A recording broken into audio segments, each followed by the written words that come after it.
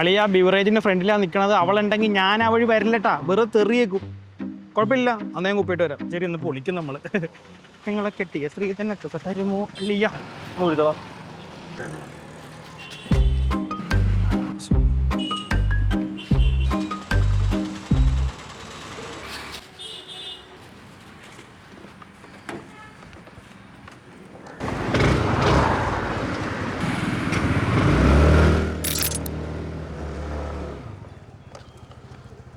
നിനക്ക് എന്തെങ്കിലും എന്നോട് പറയാനുണ്ടോ?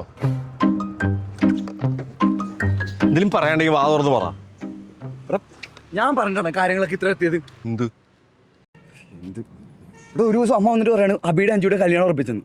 എൻ്റെ പെങ്ങളുടെ എൻ്റെ ബെസ്റ്റ് ഫ്രണ്ടിൻ്റെ കല്യാണം. പക്ഷെ ഞാൻ അറിഞ്ഞില്ല. പൊട്ടം കളിപ്പിക്കായിരുന്നോ നിങ്ങൾക്ക്? അല്ല, എനിക്ക് ഒരു കാര്യം അറിയായിട്ട് ചോദിക്കുകയാണ്.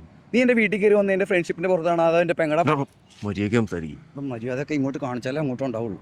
മതി, ഇനി ഞാൻ പറയാം, നീ കേൾക്കും. എടാ, നമ്മൾ എത്ര നാളത്തെ ഫ്രണ്ട്സാടാ? നമ്മൾ തന്നെ എത്ര പെമ്പിള്ളേരെ പുറകിടുന്നുണ്ട്. ഞാൻ നിൻ്റെ പെങ്ങളുടെ പുറകിടക്കാന്ന് പറഞ്ഞാൽ നീ സീരിയസ് ആയിട്ട് എടുക്കും. അതുകൊണ്ടാണ് ഞാൻ വീട്ടിൽ പോയി സംസാരിച്ചത്. അവർ എന്നോട് പറയുമ്പോഴെങ്കിലും നീ ഇച്ചിരി ഓക്കെ ആവുന്ന ഓർത്തിട്ട്. എന്നിട്ട് നീ എന്താ വീട്ടിൽ പോയി പറഞ്ഞ് ഞാൻ എപ്പോഴാണ് ഇന്ത്യമേ ഉണ്ടാക്കിയത്? അവിടെ ഞാൻ പറഞ്ഞു, എനിക്ക് ഈ കാര്യങ്ങളൊന്നും പെട്ടെന്ന് അക്സെപ്റ്റ് ചെയ്യാൻ പറ്റില്ല. നീ പെട്ടെന്ന് വീട്ടിൽ കയറി വരുന്നു. ഞാൻ കല്യാണം മുടക്കാൻ വേണ്ടി തന്നെ പറഞ്ഞു.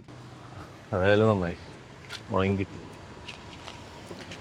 ഇവിടെ ബാക്കിയുള്ളവന്മാർ അളിയനും കൂട്ടുകാരനൊക്കെ ആയിട്ട് രണ്ടടിച്ച് ചില്ല് ചെയ്തിരിക്കുമ്പോൾ എൻ്റെ ബെസ്റ്റ് ഫ്രണ്ടും അളിയനും എല്ലാവരും ഒരാൾ. എന്നിട്ടോ ഇവിടെ വല്ല 5-10 ദിവസമാണ് ഈ പോട്ടെ. ഇതിപ്പോൾ എത്ര നാളായി? ഇവിടെ ഞങ്ങളുടെ ഭാഗത്തുനിന്ന് ഒരു തെറ്റ് പറ്റി.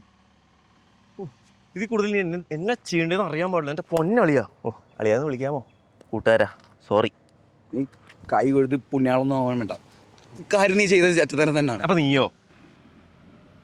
ഞാനും കാണിച്ചിട്ടൊക്കെ ഉണ്ട്. ചെറ്റത്തരം തന്നെയാ. സോറി. സോറി. നല്ല മഴ വരുന്നുണ്ട്. 2 അടിച്ചാലോ അളിയാ? 2 അടിച്ചാലോ? എൻ്റെ കാശില്ല.